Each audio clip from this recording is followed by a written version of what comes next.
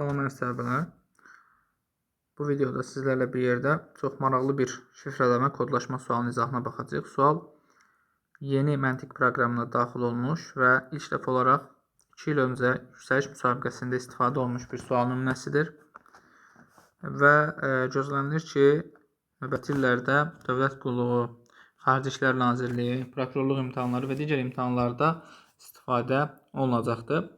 Sualı klassik şifrələmə kodlaşma suallarından fərqləndirən xüsusiyyət nədən ibarətdir və onu özəl edən məsələ nədir?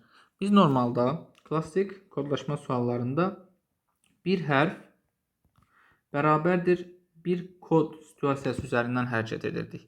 Yəni, bir dənə A hərfinin şifrəsi, bir dənə 5 rəqəm olurdu və s. məsələn. Və yaxud ola bilərdi ki, bir hecanı bir şifrə ilə əvəz edək. Məsəl üçün, tutalım macəra sözü olurdu və qarşısında 3 rəqəmli bir şifrə görə bilərdik.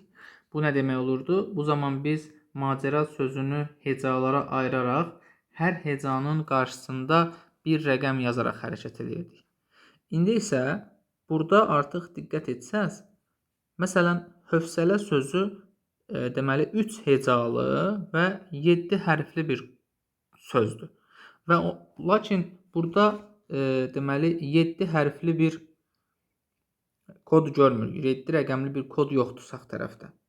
Və yaxud hecalara bölmüş olsaq, əgər hövsələ sözünün məsələn 3 hecalı olduğunu desək, səbət sözü 2 hecalıdır, lakin 2 rəqəmli bir şifrə görünmür. Deməli, burada artıq necə baxmalıyıq? Deməli, qarışıq baxacaq. Bəzi şifrələrə hərf olaraq, bəzi şifrələrə isə ümumi heca olaraq yanaşacaq. Yəni, bir sualın daxilində hər ikisindən istifadə olunacaq. Lakin ümumi prinsipimizi gözləyirik, yəni onu yenə də istifadə edirik. Əsasən nədən istifadə edirdik? Bir dənə xatırlayırıq.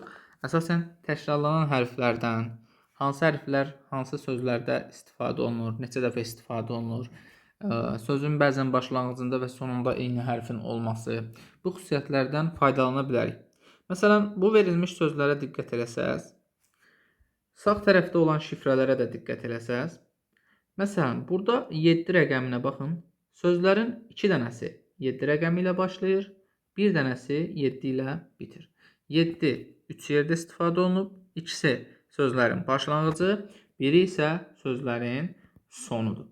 Və sol tərəfdə həmin sözlərə baxsaq ki, hansı hərf və yaxud hansı heca 2 sözün əvvəlində, bir sözün isə sonunda istifadə olunur.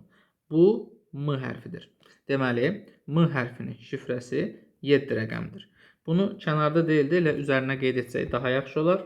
Deməli, M7, M7, burada da M olacaq 7. Sonra, ümumiyyətlə, əgər 7 ilə başlayırsa, deməli, məsələ və mətanət sözlərinin şifrəsi 7815, 7893 olacaq. Sələmin şifrəsi isə 157 olacaqdır. İndi diqqət eləsəz, sələm sözünün ortasında olan L hecası məsələ sözündə sondadır. İşarələdiyim 3 dənə şifrəyə baxırıq. Hansı birinin orta hissəsindəki şifrə digərinin, yəni zaten sələm sözünün orta hissəsindəki şifrə çox güman ki 5 rəqəmidir və bu 7815-in sonunda olan koda uyğun gəlir. Deməli, 5 rəqəmi L hecasıdır. Bu sələm sözünün orta hissəsindədir. Məsələ sözünün isə sonundadır. L hecası həmçinin hövsələ sözünün də sonunda istifadə olunur. O da 5 ilə bitəcək. Tamamdır. Əgər sələm sözü ortadakı hissəsi 5-dirsə, ümumiyyətlə kodu 157 olacaq və S hecası da 1-ə bərabərdir. Burada sələm sözünü 2 hissədə hecaya böldük, bir dənə də əlavə M hərfinə böldük. İndi əgər S 1-dirsə, məsələ sözündə və hövsələ sözündə, həmçinin səbət sözlərində bir şifrəsini yerinə qoya bilərik. Artıq biz məsələ sözünün şifrəsini bilirik. Bu 7815-dir və məsələdə olan Ə hərfinə də bircə dənə 8 rəqəmi uyğun gəlmiş olur.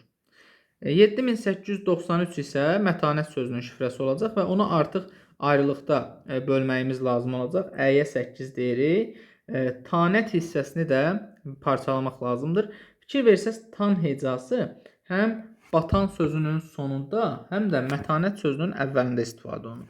O zaman fikir verirsinizsə, 7893-ün 9 rəqəmi 269-da sonda istifadə olunub. Deməli, biz 269-u batana, 7893-də mətanətə uyğun edə bilərik. Çünki tan hecası burada sonda 9 olar, burada isə ortada 9 olar.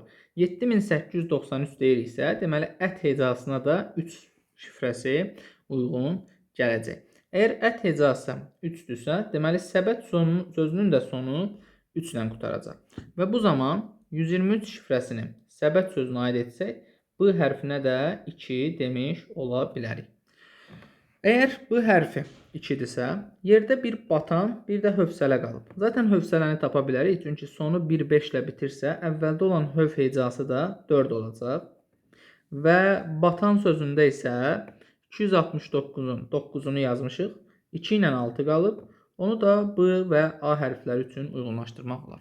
Demək olar ki, verilmiş bütün heca və hərflərin şifrələri tapıldı. İndi isə bizə verilmiş yeni bir söz var, səbahət sözü. Onun şifrəsini düzəltməliyik. Sə hecasını bilirik, kodu 1-dir. Cavab 1 ilə başlamalıdır, C və Y variantlar getdi. Sonra B hecasını da bilirik. B-yə biz 2 demişdik, 1, 2. O zaman D-ni də silirik. A hecasını da bilirik. A hecası 6 idi. A hərfi yəni. H-ı bilmirik. Və əti də bilirik. Ət deməli nə idi? Ət burada baxırıq 3 idi. Cavab variantı ya variantıdır ya da B variantı. Lakin burada H-ın əvəzinə birində 0, birində də 4 rəqəmlər var. İndi bir dənə bilgilərimizi xatırlayırıq. Məsələn, H şifrəsi